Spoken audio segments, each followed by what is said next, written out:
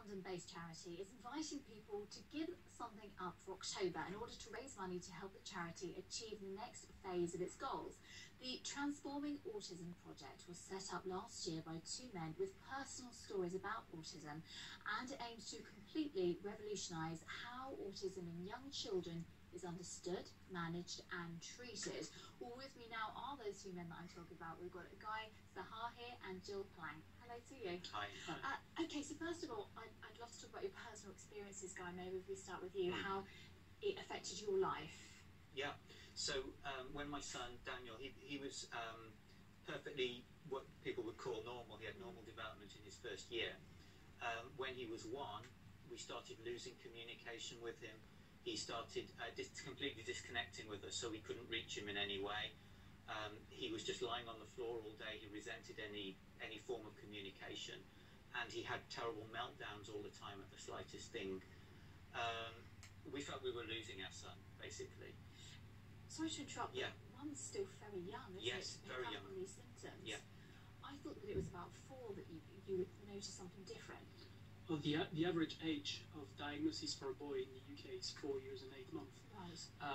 We believe with Guy that actually the earlier you diagnose a child, right, the more transformative the effect could be, provided you put that child in the right form of intervention. Right.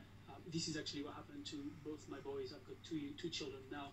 They are both teenagers, but they were both diagnosed before the age of 2. And through getting them straight away into an ASD-specific preschool nursery, we saw 2 children which were diagnosed with very significant autism really open up, learn about social interaction, communication, and now they are thriving as young teenagers. I would say on the higher level in the spectrum. Yeah. Tell me about what you're trying to do then, Guy. So to continue the story with Daniel, so. no, because that will lead on to what we're trying to do. We found a clinic in Israel that we went to. We were very lucky. It was a very small clinic in a village in the north of Israel, and they really turned his life around very, very effectively with 3 weeks of very intensive therapy. As a result of that experience and the fact that many other people have had the same experience at that clinic, what we're trying to do is to bring that clinic to the UK. That's a sort of big headline thing that the charity is going to do.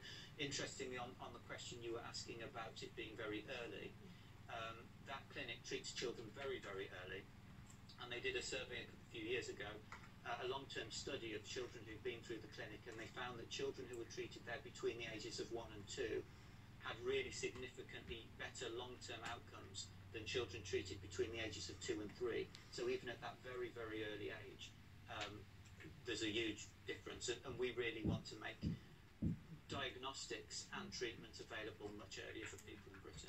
And what are these symptoms then?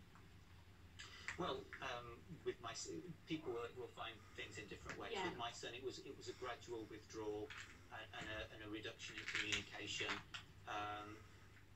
Sensory imbalances, so that some senses were experienced very, very intensely, which can be very overwhelming, and a tendency towards becoming very distressed at very little things. Or was it similar with your boys? With our boys, there was definitely a major problem: sensory issues and delays in communication and interaction. Yeah. And there's only so many excuses you can come up with. Eventually, you need to realize that something is not quite right in terms of communication, yeah, and this is where the flags started to be raised. Gentlemen, thank you very much indeed. I appreciate you sharing your stories. Thank you very much. We've got Gilles and Guy there telling us all about it, and you can as well give something up, I understand, whether it's chocolate, coffee, bad jokes, whatever you like, you can give something up. And to find out more about this fantastic scheme, you can go to their website. It's transformingautism.org/give it up. Okay, thank you very much. Thank you. It is time